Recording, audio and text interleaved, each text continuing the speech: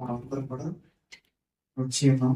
చిన్న ప్రార్థన చేసుకొని మరి వాక్య సందేశానికి వెళ్దాం.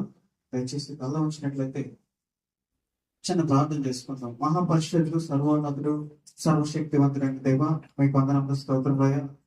ఇది ఉదయంకాల సమయంలో ప్రభువా, ఇక్కడికి వచ్చినటువంటి ప్రతి బిడ్డతో ప్రభువా మీరు మాట్లాడి వారి హృదయంలో తృప్తిపరచమని ప్రార్థిస్తున్నాం. నా దేవ, వారు ఏ అవసరాలతో అక్కలతో వచ్చి ఉన్నారు ప్రభువా, మీరు ఎరిగి ఉన్నారు నా దేవ.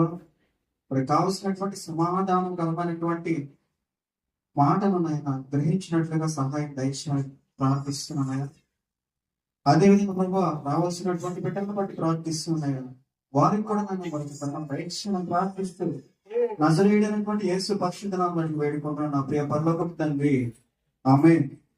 హల్లెలూయా. మరి గత వారం మనము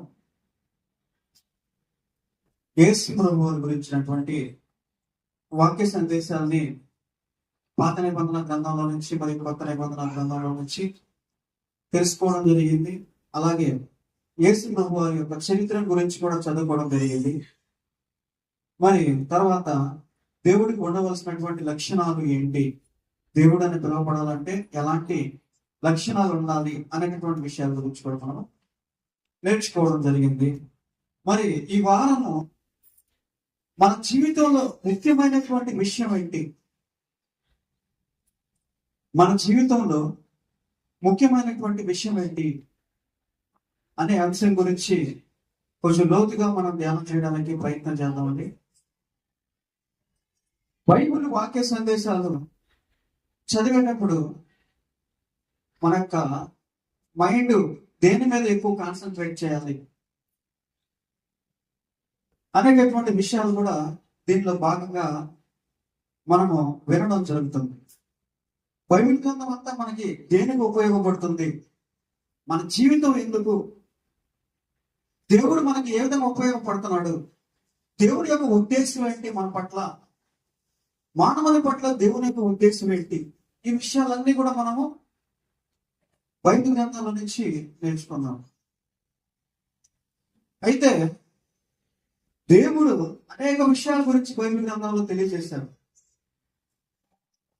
ముఖ్యమైనటువంటి విషయాలతో పాటు మనకి ఏ విషయాలైతే భూమి మీద బ్రతకడానికి ఉపయోగపడతాయో ఆ విషయాలన్నీ కూడా బైబిల్ గ్రంథంలో ఉంటాయి. అయితే వీటన్నిటి గురించిన సంభాషణ కంటే కూడా ఏదైతే ముఖ్యంగా మన బ్రతుకులకు అవసరమో దాని గురించినటువంటి విషయాల్ని మనము బైబిల్ గ్రంథంలో నుంచి నేర్చుకోవడానికి ప్రయత్నిస్తే కొంత ఉపయోగం అనేది ఉంటుంది. ఏదైతే అవసరమో మన జీవితానికి. మరి ఈ యొక్క వాక్య సందేశాన్ని కనుక ఆలోచించడానికి మొదలు పెడితే 2 విషయాలు నేను మీకు తెలియజేయాలనుకుంటున్నాను. మొదటి విషయం ఏంటంటే, దేవుడు సృష్టిలో ఉన్నవాడు. ఆయనతో పాటు ఏమి ఉన్నాయి ఈ సృష్టిలో, ఏమున్నాయి సృష్టిలో? దేవదూతలు ఉన్నారు, దురాత్మలు ఉన్నాయి, మనుషులు ఉన్నారు, మనుషులతో పాటు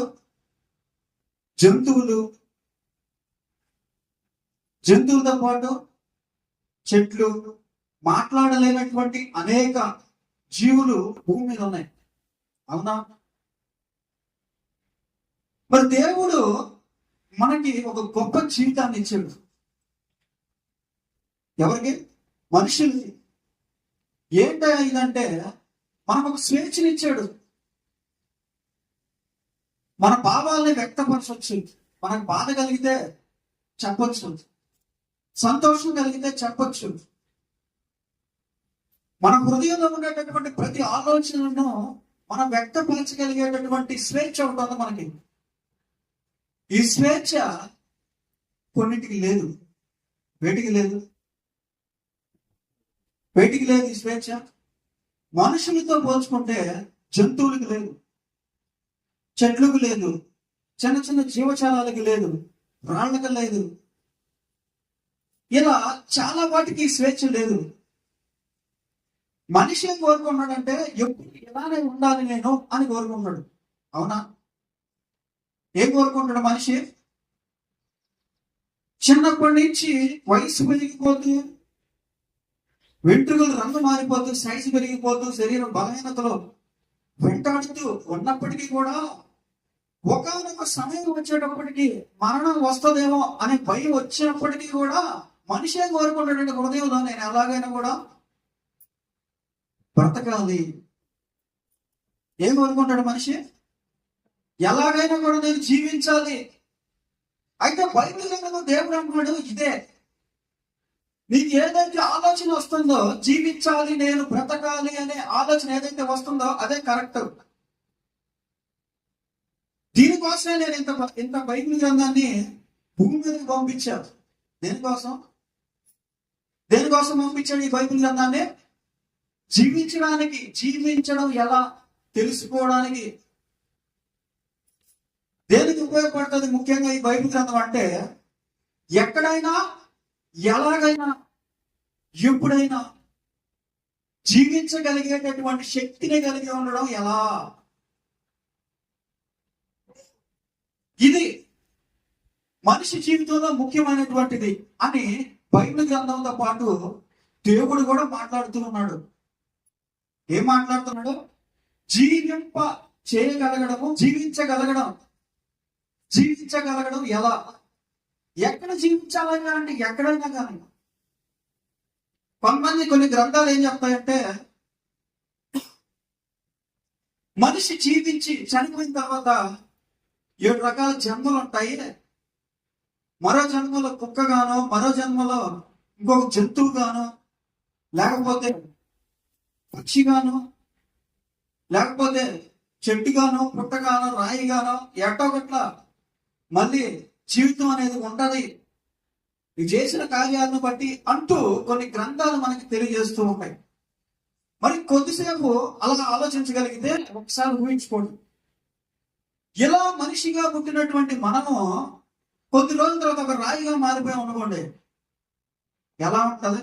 కొద్ది రోజుల తర్వాత పక్కన పెట్టండి, 1 గంట 1-2 గంటల రాయిగా ఉండండి మీరు అన్నాడు అనుకో, ఎలా ఉంటది?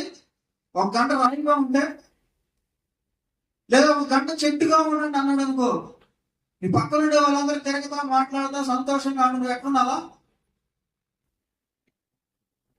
ఉండాలి, కదలకుండా అలా ఉండాలి. చెట్టు ఎంత ఉంటది? చెట్టు కలుగుతుంది, గాలి వస్తే కదులుతుంది. లేకపోతే ఎలా ఉంటది? అలా ఉండిపోతుంది. అది చూడటం తప్ప దానికి స్వేచ్ఛ ఉండదు. చెట్టుకి ఉండదు. Fixed point. అది ఎక్కడేస్తే అక్కడే ఉండాలి. అది ఎక్కడ పడేస్తే అక్కడ ఉండాలి. కానీ దేవుడు ఏమన్నాడంటే, నీకు నేను ఒక మంచి అందమైనటువంటి జీవాన్ని నీలో ఉంచి దాని ద్వారా నీ స్వేచ్ఛ ఏదైతే ఉందో దాన్ని అనుభవించమని చెప్పాను.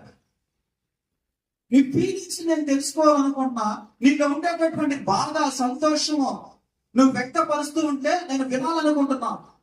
నువ్వు ఏ చెట్టుగానో, లేకపోతే ఏ పుట్టగానో, ఏ రాయిగానో, ఏ పట్టిగానో, లేకపోతే ఏ బూడిదగానో మిగిలిపోవాలని నేను కోరుకోవట్లేదు. దానికోసం అవసరమైతే నేను నా రక్తాన్ని దారబోయడానికి సిద్ధంగా ఉన్నాను అని ఆయన బైబిల్ గ్రంథం ద్వారా మాట్లాడుతూ ఉన్నాడు.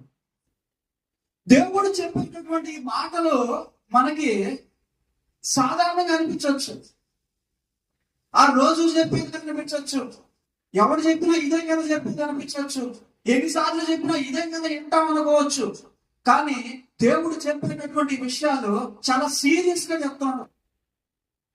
సాధారణంగా చెప్పట్లేదు, తమాషాగా చెప్పట్లేదు, ఏదో ఒక సెంటెన్స్ చదివేసినట్టుగా చెప్పట్లేదు. ఆయనలో సీరియస్నెస్ ఉంది. జాగ్రత్త పడండి. ఆయన ఈ జాగ్రత్త పడండి అని చెప్పేటటువంటి విషయాన్ని మనలో నిరూపించి చూడాలని అనుకుంటున్నాడు. ఎలా జాగ్రత్త పడాలో నేర్పించాలనుకుంటున్నాడు.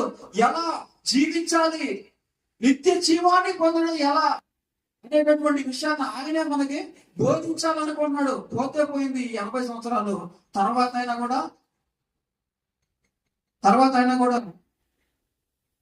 జీవాన్ని కలిగి ఆత్మ ద్వారా బ్రతికి ఉండాలి అనేటటువంటి ఆలోచన మన పట్ల ఆయన నెరవేర్చాలనుకుంటున్నాడు. భూమి మీద ఉన్నటువంటి మనుషులు చేసే ఆలోచన ఏంటంటే 80 సంవత్సరాలే కదా, ఎట్ట బతికితే ఏముందలే, ఈ 90 ఏళ్ళ కదా ఎంత బతికితే ఏముందలే, 70 అయిపోయి 20 30 కదా ఎట్ట బతికితే ఏముందలే, అయిపోయింది కదా, ఇంకా ఇంకేం లేదు కదా అనుకుంటున్నారు. కానీ ఈ 20 ఏళ్ల తర్వాత అసలైనటువంటి కథ మొదలవుతుంది అనేటటువంటి విషయాన్ని గ్రహించలేకపోతున్నారు. ఈ 80 ఏళ్ళు ఏం లేదు, జీరో. సంతోషం 1% కూడా ఉండకపోవచ్చు,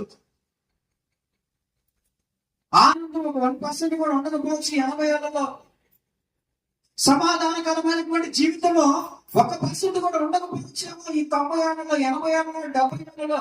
కానీ తర్వాత మొదలవబోతుంది సుందరమైనటువంటి అందమైనటువంటి జీవితం, సంతోషానికి నిర్వచనాన్ని చూపించేటటువంటి జీవితం మొదలవబోతా ఉంది. అది కనపడట్లేదు. దీని గురించి ఆయన చెప్పి అలసిపోయి కొన్ని సందర్భాల్లో ఏడుస్తూ మాట్లాడుతున్నాడు. కొన్ని సందర్భాల్లో ఆయన అంటే ఎంత చెప్పినా వినకపోతే, అరే నేను ఎంత చెప్పినా వినట్లేదు నా ఫీలింగ్. ఒకసారి మన బైబిల్ ఛానల్లో నుంచి చూద్దాం. లూకా సువార్త 19వ అధ్యాయం 41వ వచనం కనుక చూసినట్లయితే, యెరూషలేము అనేటటువంటి ప్రాంతాన్ని ఆయన సందర్శించినటువంటి సందర్భాన్ని మనం జ్ఞాపకం చేసుకుందాం. ఆయన పట్టణముకు సమీపించినప్పుడు చూచి దాని విషయమై ఏడ్చి చాలండి. దేవుడు ఏడడం ఏంటండి, దేవుడు దుఃఖపడడం ఏంటి? ఆయన అనుకుంటే సాధించలేనటువంటిది ఏదైనా ఉంటుందా? ఆయన అనుకుంటే జరగనటువంటిది ఏదైనా ఉంటుందా? ఆయన యోచిస్తే తప్పిపోయేటటువంటిది ఏదైనా ఉంటుందా? కానీ మనిషి విషయమై ఆయన కన్నీరు విడుస్తున్నాడు. ఒక ప్రాంతం విషయమై, జన సమూహం విషయమై, ఒక పట్టణం విషయమై ఆయన కన్నీరు గారుస్తున్నాడు. ఈ సీరియస్నెస్ అర్థం అవట్లేదు ఈ ప్రపంచానికి.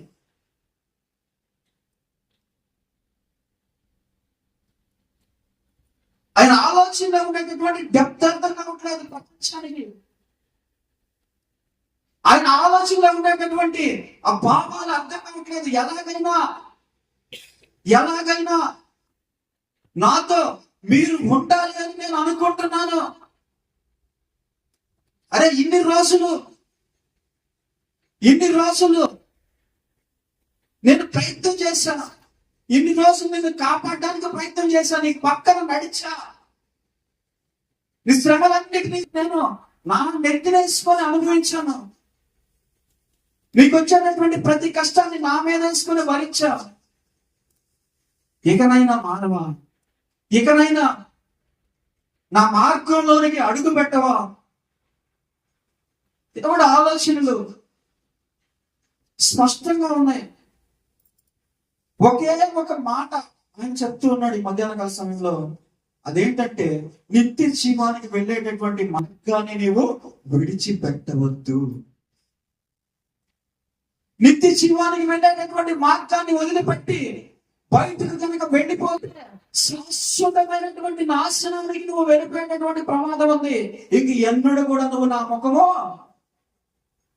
చూడలేవు, ఎన్నడూ కూడా నా స్వరము నీకు వినపడదు. నువ్వు ఎంత రోధించినా, ఎంత బాధపడినా, ఎంత అరిచి నన్ను పిలిచినా నేను నీ యొద్దకు రాలేనటువంటి పరిస్థితిలోనికి నీవు వెళ్ళిపోతావు అని గట్టిగా రోధిస్తూ బాధపడుతూ తెలియజేస్తూ ఉన్నాడు. జనాల విషయమై, ప్రజల విషయమై, ఆయన ఏర్పాటు చేసుకున్నటువంటి మనుష్యుల విషయమై దేవుడు కన్నీరు గారుస్తూ ఉన్నాడు.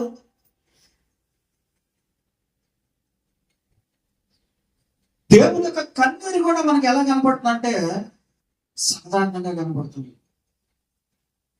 దేవుని యొక్క కన్నీటిని అర్థం చేసుకునేటువంటి పరిస్థితిలోనికి ప్రజలు రాలేకపోతూ ఉన్నారు. ఆయన చేతిలో శక్తి ఉంది, ఆయన చేతిలో బలం ఉంది. మనం మాట్లాడుకున్నాం, ఆయన సార్వభౌముడు, ఆయనకు ఆది అంతమును లేదు, ఏదైనా చేయగలిగేటటువంటి శక్తి ఉన్నవాడు, ఎల్లప్పుడూ ఉండివాడు, ఎలాంటి విపత్కరమైనటువంటి పరిస్థితిలో నుంచి అయినా తప్పించగలిగేటటువంటి వాడు, అంతటి శక్తి కలిగినటువంటి దేవుడు నీ ఎదుటకు వచ్చి కన్నీరు విడుస్తున్నాడు నీ విషయమై. మరి ఆయన రోదనను అర్థం చేసుకునేటటువంటి మనస్సు ఈ మధ్యాహ్న కాల సమయంలో మనకుందా? ఆయన ప్రజల విషయమై ఆయన ఎంత ఆశ కలిగి ఉన్నాడు.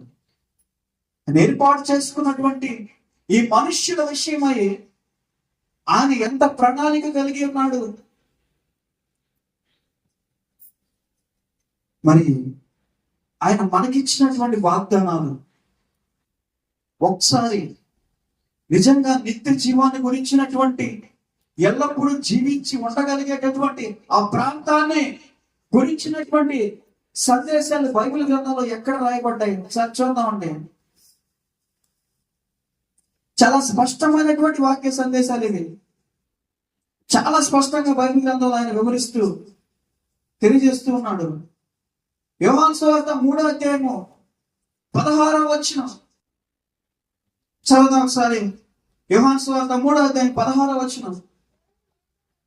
దేవుడు లోకమును ఎంతో ప్రేమించెను కాగా ఆయన తన అద్వితీయ కుమారునిగా పుట్టిన వాని యందు విశ్వాసం ఉంచి ప్రతి వాడును నశింపక నిత్య జీవము పొందినట్లు ఆయనను అనుగ్రహించెను. చాలు. లోకాన్ని దేవుడు ప్రేమిస్తున్నాడు, లోకాన్ని దేవుడు ఏర్పాటు చేసుకున్నాడు, లోకాన్ని దేవుడు నిర్మించుకున్నాడు, లోకాన్ని దేవుడు తన చేతులతో చెక్కుకున్నాడు.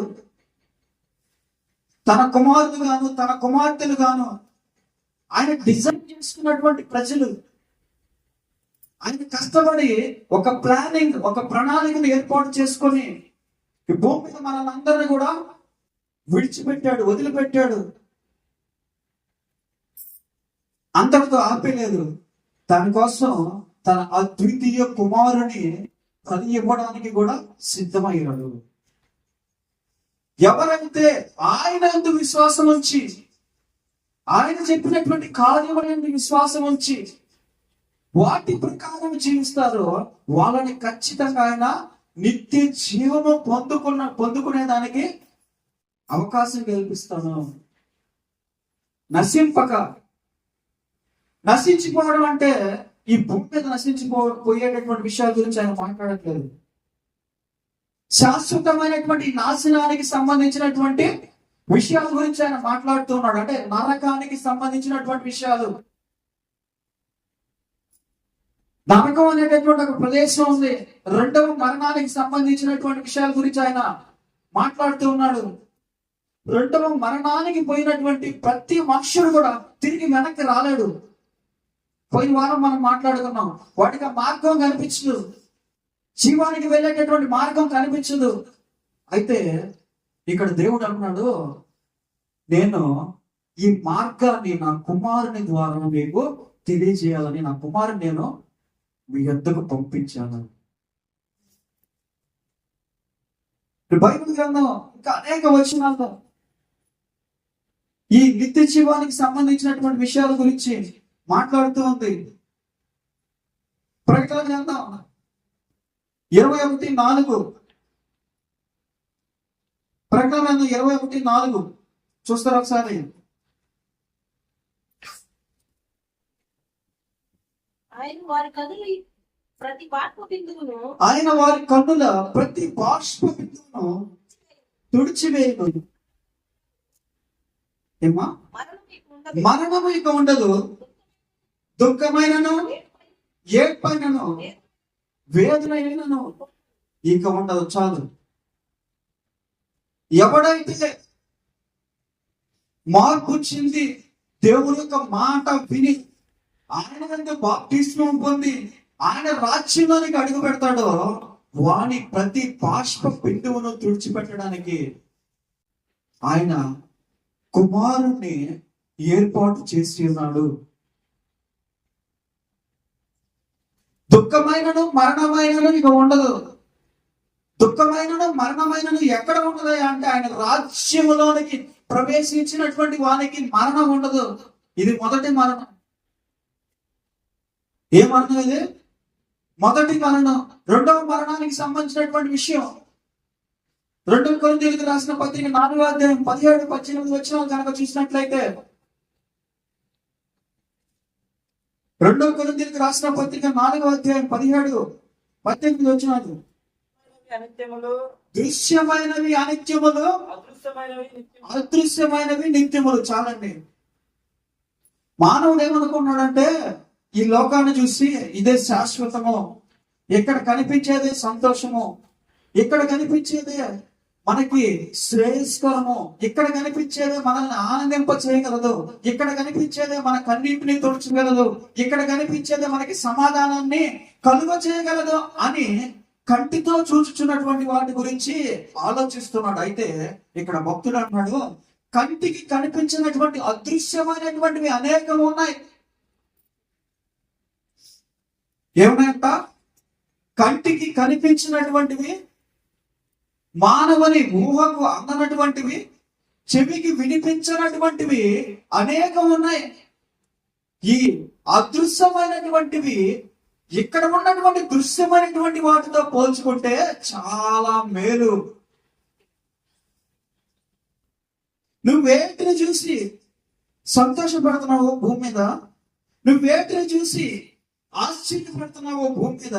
నువ్వేటిని చూసి ఇది ఉంటే బాగుంటుందని హృదయంలో తలంచుకుంటూ ఉన్నావో వాటికి 10 రెట్లు సంతోషాన్ని కలుగజేసేవి, వాటికి 10 రెట్లు ఆనందాన్ని కలుగజేసేవి, వాటికి 10 రెట్లు నీలో సమాధానాన్ని నిలపగలిగేటటువంటివి అదృశ్యమైనటువంటివి ఉన్నాయంట.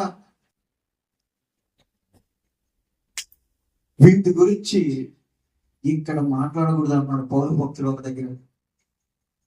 ఏమన్నాడు? నేను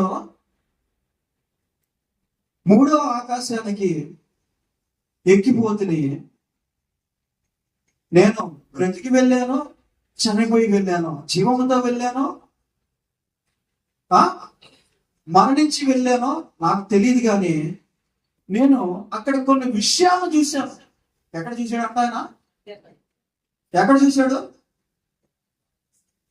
ఎక్కడ చూశాడు? కొన్ని విషయాలు చూశాడంట. అయితే ఆ విషయాల గురించి నేను ఇప్పుడు మీతో చెప్పకూడదు, వాటి గురించి ప్రస్తావించకూడదు. ఏమవుతుందని ప్రస్తావిస్తాను. ఆయన చూసినటువంటి విషయాల గురించి ప్రస్తావిస్తే ఏమవుతుంది? ఏమవుతుంది మా అత్తయ్య గారు? ఆయన ఆ 3వ ఆకాశానికి ఎక్కిపోయి అక్కడ చూసినటువంటి విషయాల్ని భూమి మీద చెప్తే ఏమవుతుంది? పౌలు గారు ఆ యొక్క ఇశ్రాయేలుకి సువార్త చెప్తూ ఉంటే వాళ్ళందరూ ఒక్కసారిగా తిరగబడి ఆ ప్రాంతంలో ఉండేటటువంటి ప్రజలందరూ కూడా ఆయన రాళ్లతో కొట్టి హింసించి లాక్కొని ఆ యొక్క పట్టణం బయటికి వెళ్ళిపోయి అక్కడ విసిరి పడేశారు. అయితే ఈయన స్పృహ కోల్పోయాడో చనిపోయాడో తెలియదు. వెంటనే ఆయన ఆత్మను అలా ఆకాశంలోనికి పైకి వెళ్ళిపోయి మొదటి ఆకాశాన్ని దాటి 2వ ఆకాశాన్ని దాటి 3వ ఆకాశాన్ని దాటి పైకి ఎక్కిపోయినంత. ఎక్కిపోయినప్పుడు ఒక సుందరమైనటువంటి ప్రదేశం, పాల వంటి తెల్లని కాంతి కలిగినటువంటి ప్రదేశాన్ని ఆయన కన్నులతో చూశాడు. అక్కడ జరిగేటటువంటి అద్భుతమైనటువంటి విషయాలను కంటితో చూశాడు.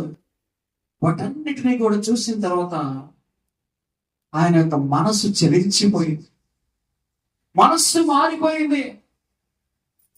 మనసులో దానికి సంబంధించినటువంటి విషయాలన్నీ కూడా స్టోర్ అయిపోయి రికార్డ్ అయిపోయినాయి హృదయంలో. వెంటనే ఒక డెసిషన్ వచ్చాడు, ఒక డెసిషన్ హృదయంలో, ఒక ఆలోచన. ఆ ఆలోచన ఏంటంటే భూమి వేస్ట్. ఏం వేస్ట్? భూమి దేనికి మనకి రాదు. భూమి మీద జరిగినటువంటి ప్రతి కార్యము కూడా వృధా. ఈ దృశ్యమైనటువంటి ప్రతి విధమైనటువంటి విషయాలన్నీ కూడా వేస్ట్ అని ఒక డెసిషన్కి వచ్చి ఈ విషయాలన్నీ కూడా అర్జెంటుగా నేను భూమి మీదకి వెళ్ళి చెప్పేయాలనుకున్నాడు. కానీ వెంటనే ఒక ఆలోచన, దేవుని యొక్క ఆలోచన ఏంటి? ఆలోచన ఈ పరదైస్ గురించినటువంటి సంపూర్ణమైనటువంటి విషయాలు కనుక భూమి మీద ఉండేటటువంటి వారికి తెలిస్తే వాళ్ళు ఏం చేస్తారు? ఈ కష్టాలు, ఈ బాధలు, ఈ మోకాల నొప్పులు, ఈ తలనొప్పులు, ఈ నడువు నొప్పులు, ఈ గుండె జబ్బులు, ఈ కిడ్నీ జబ్బులు, ఊపిరితిత్తుల జబ్బులు, ఈ క్యాన్సర్లు ఎందుకురా నాయనా? తొందరగా ఏం చేయాలా? తొందరగా నేను కూడా 3వ ఆకాశాన్ని చూడాలి అనేటటువంటి ఆలోచన చేస్తారు. ఈ ఆలోచన చేసినప్పుడు ముందు వెనక ఆలోచించరు. ఏంటంటే స్కోర్ ఎంతవరకు వచ్చిందని. ఏ స్కోరు? ఇప్పుడు చేస్తే పరదేశం వెళ్తామా, పాతాళానికి వెళ్తామా అనే స్కోర్ ఆలోచించరు. తొందరగా చచ్చి ఆడికి వెళ్ళిపోవాలనుకుంటారు, కానీ మన పరిస్థితి ఏంటి అని ఆలోచించరు. కాబట్టి ఇట్లా కొద్ది రోజులు ఏం చేయాలి? దాచిపెట్టి పెట్టాలి. ఈ విషయాలన్నీ కూడా ప్రజలకి అప్పుడే తెలియాల్సినటువంటి అవసరం లేదు. ముందు దేవుడు ఏవైతే చెప్పాడో, యేసుక్రీస్తు వారు ఏ విషయాలైతే చెప్పాడో ముందు ఆ విషయాలన్నీ పర్ఫెక్ట్ గా రెడీ చేసి తర్వాత ఈ విషయాల గురించి వాళ్ళకి బోధిస్తే ఉపయోగం ఉంటుంది అని ఆలోచించి, ఇవన్నీ మీరు ఇప్పుడు తెలుసుకోవాల్సిన అవసరం లేదు, వీటిని నేను ఇక్కడ చెప్పకూడదు, క్లియర్గా రాసున్నది అక్కడ. ట్రాక్ తగ్గిపోతుంది కాబట్టి నేను దాని గురించి ఎక్కువ డిస్కస్ చేయట్లేదు. మనము నిత్య జీవానికి సంబంధించినటువంటి ఈ విషయాల్లో కంటిన్యూ చేద్దాం. మరి మత్తయి సువార్త 25వ అధ్యాయము 46వ వచనం కనుక చూసినట్లయితే, వీరు నిత్య శిక్షకును నీతిమంతులు నిత్య జీవమునకు పోరు. చాలా 2 రకాలైనటువంటి మార్గాల గురించి ఇక్కడ ఆయన మాట్లాడుతూ ఉన్నాడు. ఏ మార్గాలంటే నిత్య జీవము, నిత్య శిక్ష. 2 రకాలైనటువంటి మార్గాలు. నిత్య శిక్ష, కొద్ది రోజుల శిక్ష కాదు ఇది. నిత్య శిక్ష. నిత్య శిక్ష అంటే ఏంటి? వెనక్కి వచ్చేటటువంటి మార్గం కనపడదు, దారి కనపడదు వెనక్కి. ఎప్పుడు కూడా అక్కడే, ఎప్పుడు కూడా ఆ ప్రాంతంలో ఆ ప్రాంత నివాసిగా మారిపోవడం అంతే. కొద్ది రోజులు పోలీస్ స్టేషన్ తీసేశారు అనుకో. ఏం తీసేశారు? పోలీస్ స్టేషన్ తీసేసి కోర్టులన్నీ ఎత్తేసారు అనుకోండి. పోలీసు వ్యవస్థని తీసేశారు అనుకో. ఎమ్మెల్యేని, ఎంపీని, సీఎంఎల్ని, పిఎంఎల్ని, రాష్ట్రపతిని తీసేశారు అనుకో. లోక్సభని, పార్లమెంట్ రెండింటిని క్యాన్సిల్ చేసి ఎవరు పాటుకోడు ఎట్టన్నా బతుక్కోవచ్చు అన్నారు అనుకోండి. ఎట్లుంటది? ఏం కనపడుతుంది? బలవంతుడు బలహీనుడిని కొట్టడం.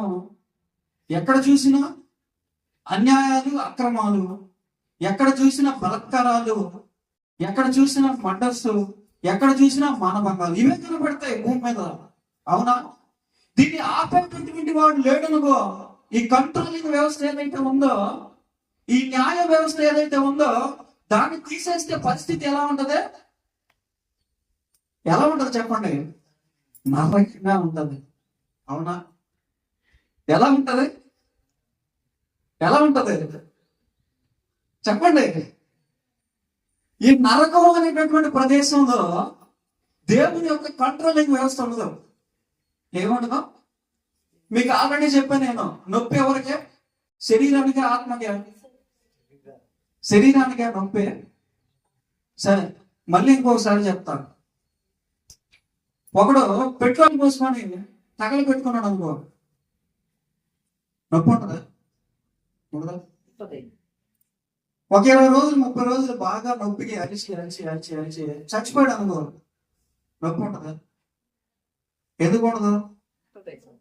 ఎందుకు ఉండదు?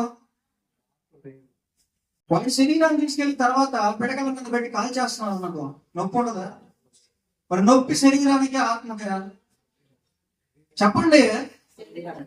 శరీరానికి, ఆత్మకే నొప్పి? ఆత్మ వెళ్ళిపోయిన శరీరానికే నొప్పి.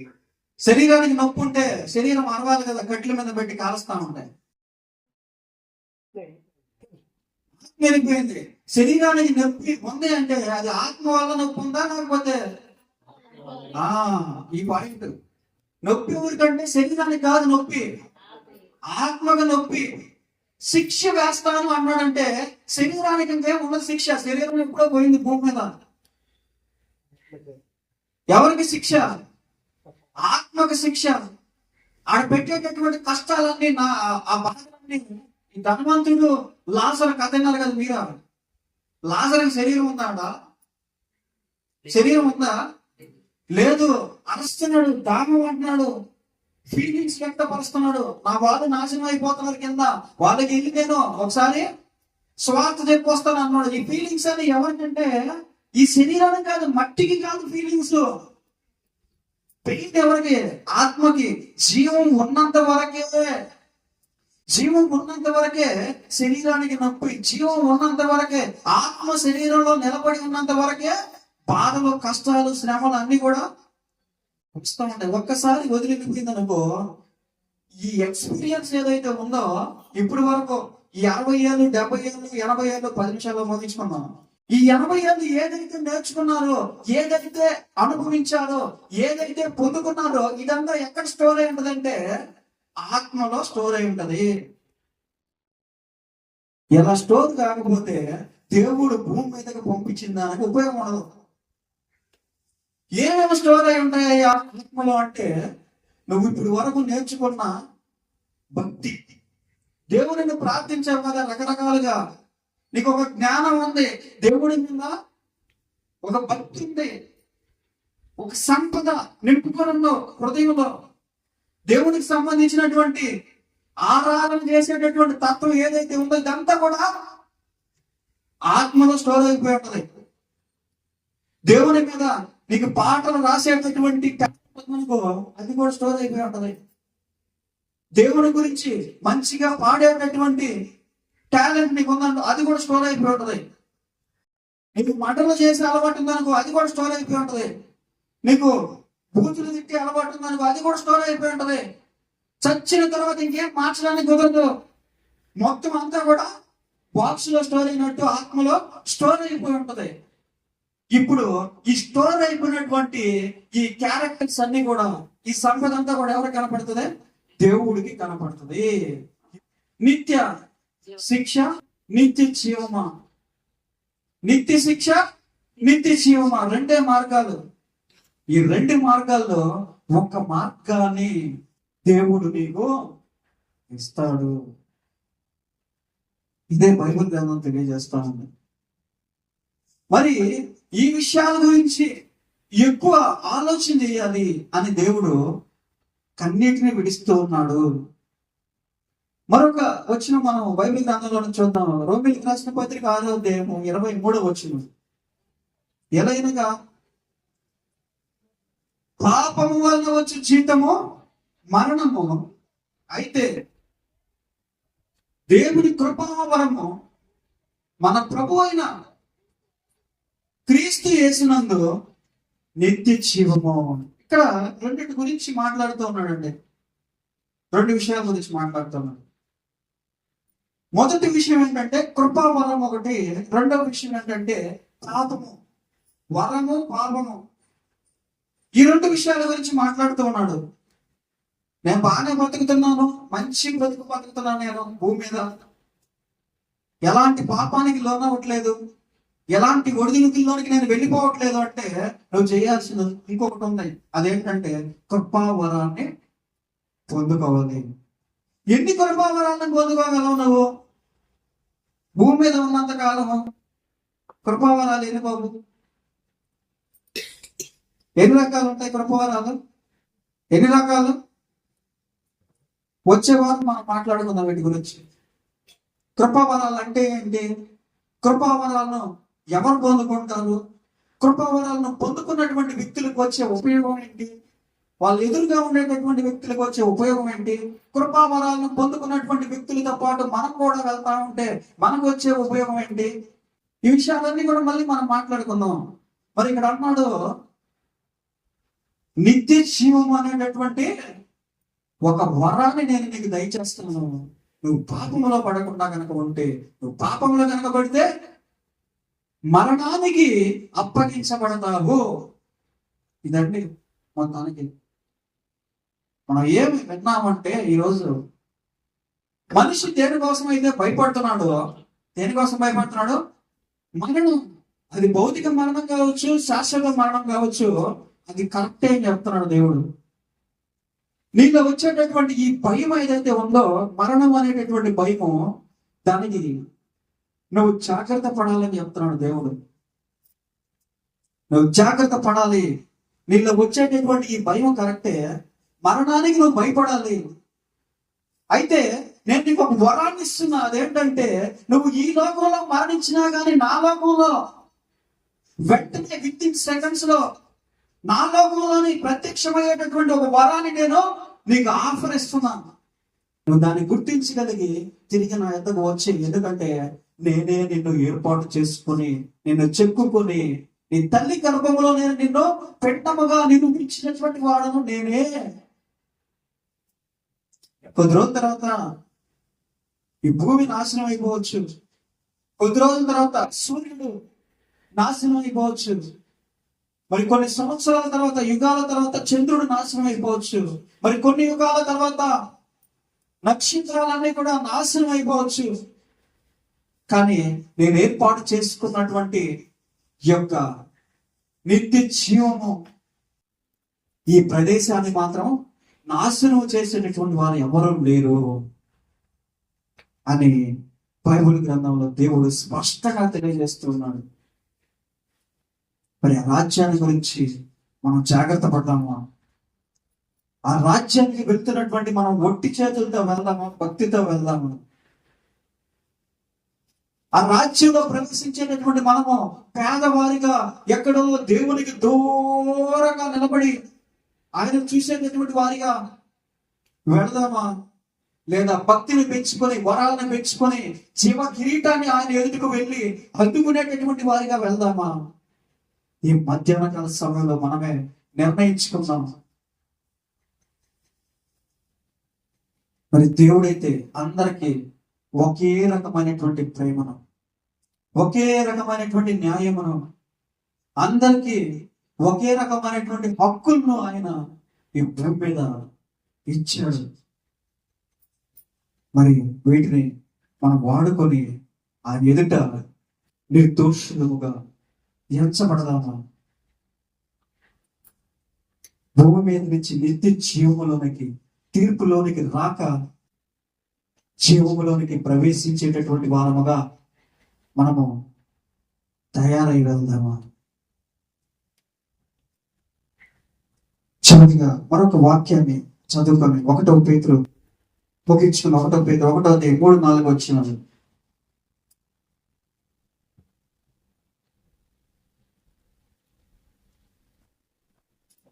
1 పేతురు 1:3-4 వచ్చినాను. స్పీడ్గా చదవండి. ప్రభువు యేసుక్రీస్తు తండ్రి అయిన దేవుడు స్తుతింపబడును గాక. మృతులలో నుంచి తిరిగి తెచ్చుకోవాలన్నా మృతులలో నుంచి యేసుక్రీస్తు తిరుగు లేచడం వలన జీవముతో కూడిన నిరీక్షణ కొనుక్కున్నట్టు నిరీక్షణ మనకు కలిగినట్లు అనగా అక్షయమైనది, అక్షయమైనది నిర్మలమైనది వాడబారని అయిన స్వాస్థ్యము మనకు కలిగినట్లు ఆయన తన విశేష కనికరము చొప్పున మనలను మరలా జన్మింపచేసింది. చాలు. ఆయన మనకి మరొక అవకాశాన్ని దయచేసింది. ఈ మధ్యాహ్న కాల సమయంలో ఆయన ఇచ్చినటువంటి అవకాశాన్ని వాడుకొని మనము నిత్య జీవంలోనికి ప్రవేశించాలి. ప్రార్థన చేసుకుందాం. ఈ వాక్య సందేశాన్ని దేవుడు దీవించి ఆశీర్వదించను గాక. తల వచ్చినట్లయితే ఏదైతే మన జీవితంలో దేని చూసి అయితే మనం భయపడుతున్నామో దాని విషయమై ఒకసారి మనం మొదలుపెట్టాం. దేవుడు ఎదుగుతాడు. దేవుడు ఏ విషయం అయితే జాగ్రత్త పడమని చెప్తున్నాడో ఆ విషయం గురించి మనం మరొకసారి దేవుడు ఎదుట మొదలుపెట్టాం. శాశ్వతమైనటువంటి లోకాన్ని గురించినటువంటి శాశ్వతమైనటువంటి జీవాన్ని గురించినటువంటి ఆలోచన మన హృదయంలో ఉంచుకొని ప్రార్థిద్దాం. లోకానికి సంబంధించినటువంటి కొన్ని వచనాలు బైబిల్ గ్రంథాల నుంచి ఒక పాటగా మార్చబడినటువంటి వచనాలు మనం పాడుకుంటూ ఆయన వైపు చూద్దాం.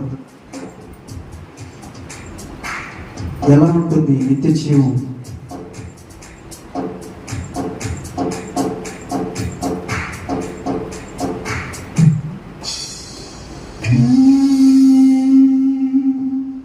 దేవుని దాసులు ఆయనను సేవించుదురు. దేవుని దాసులు ఆయనను సేవించుదురు. ముఖ దర్శనము చేయుచునుదురు.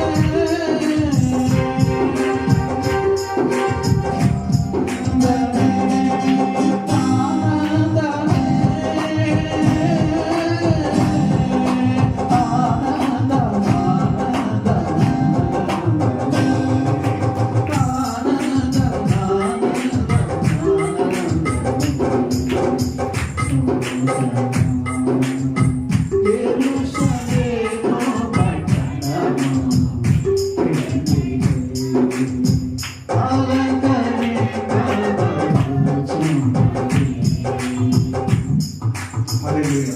ప్రార్థన చేసుకుంటాం వచ్చినట్లయితే. దేవా స్తోత్రమయ్యా, ఈ మధ్యాహ్న కాల సమయంలో మా అందరితో కూడా మాట్లాడి తృప్తిపరిచినటువంటి దేవాలయ కృపను స్తోత్రములు. ప్రభు, నిత్య జీవమునకు వెళ్ళేటటువంటి మార్గం మీరేనని, నిత్య జీవములో ప్రవేశించాలంటే మీ ద్వారా తప్ప మరి ఎవరి ద్వారానో చేర్చబడలేదని స్పష్టంగా తెలియజేసిన దేవా స్తోత్రమయ్యా. ప్రభు, మేమందరం కూడా ఈ లోకము నుంచి నిత్య జీవమునకు వెళ్ళడానికి భూమి మీద నివసించినంత కాలము ప్రభు మీరు చెప్పినటువంటి మార్గములలో నడుస్తూ నిత్య జీవమునకు చేరడానికి సహాయం అందించమని మీ బలముతో శక్తితో మమ్మల్ని అందరినీ ఆయన తృప్తిపరిచి ప్రభు మా భక్తిలో అధికముగా కృపా వరములతో నింపబడినట్టుగా సహాయం దయచేయమని ప్రార్థిస్తున్నాయా. ఆశపడినటువంటి ప్రాణములను తృప్తిపరచుదేవా, మీ భక్తిలో అధికముగా, మిమ్మల్ని ఆరాధించడంలో అధికముగా, మిమ్మల్ని గణపరచడంలో అధికముగా, మిమ్మల్ని మహిమపరచడంలో అధికముగా నా దేవా ప్రతి విషయంలో ఉన్నావా మీరెందు సంతోషపడుతూ ఆనందముతో చెప్పశక్యము కానటువంటి ఆనందమును నిత్య జీవంలో మేమందరము కూడా అనుభవించినట్లుగా దేవా సహాయం అందించమని ప్రార్థిస్తున్నాము. ఏ విషయంలో మేము పడిపోయి ఉన్నామో, ఏ విషయంలో వెనకబడి ఉన్నామో, ఏ విషయంలో ముందుకు సాగిపోలేకున్నామో ప్రభా మాకంటే మీరు బాగా తెలుసుకొని ఉన్నారయ్యా. మమ్మల్ని నిలబెట్టండి, మా అడుగులను మోపండి ప్రభా. మాకు పాదములు ఎక్కడ తొట్టిల్చుంది ప్రభా ఎరిగి ఉన్నామా దేవా. ఆ విషయం మమ్మల్ని అందరినీ బలపరచమని ప్రార్థిస్తున్నాయా. మరొక తరుణమును దయచేస్తూ క్షమిస్తూ నా దేవా మా గురించి కన్నీటిని విడుస్తున్నటువంటి ప్రభా అందరం కూడా ఈ మధ్యాహ్న కాల సమయంలో మీ పాదాల చెంత చేసి ప్రార్థిస్తున్నాము. మమ్మల్ని అందరినీ బలపరచండి. ఈ లోకంలో జీవిస్తున్నప్పుడు ప్రభు మాకు వస్తున్నటువంటి ఇరుకులు, ఇబ్బందులు, మాకు వస్తున్నటువంటి అపాయములు, గండములు సమస్తము మీరు తప్పించమని ప్రార్థిస్తున్నాను. భక్తి విషయంలో అడ్డు వస్తున్నటువంటి ప్రతి విషయంలో తుడిచివేయమని ప్రార్థిస్తున్నాను దేవా. మా వ్యాపారముల విషయంలో, మేము చేస్తున్నటువంటి పని విషయంలో, మా కష్టార్జితమ విషయంలో ప్రభా మీరు సహాయం అందించమని ప్రార్థిస్తున్నానయ్యా. ఇంకా నాయన రోగులతో అల్లాడిచినటువంటి కుటుంబమును బట్టి ప్రార్థిస్తున్నాను. అదేవా సహాయం కోసం ఎదురు చూస్తున్నటువంటి కుటుంబమును బట్టి ప్రార్థిస్తున్నాను. ఆకాశం వైపు చూస్తూ కన్నీటిని విడుస్తూ ప్రార్థిస్తున్నటువంటి ప్రతి బిడ్డను బట్టి నాయన మీ పాద సన్నిధిలో విజ్ఞాపన చేస్తున్నామని మీరు సహాయం అందించండి. మీరు ముట్టండి, హృదయములను సంతృప్తి పరచండి, సంతోష వస్త్రములు దయచేయమని ప్రార్థిస్తున్నానయ్యా. మీ మందిరము ఇంకా అభివృద్ధి చెందినట్లుగా ఆశీర్వాదములు నాయన మీ బిడ్డల వైపు వచ్చినట్లుగా సహాయం అందించమని ప్రార్థిస్తూ నజరేయుడైనటువంటి యేసు పరిశుద్ధ నామములో వేడుకుంటున్నాను తండ్రి. ఆమేన్. హల్లెలూయా.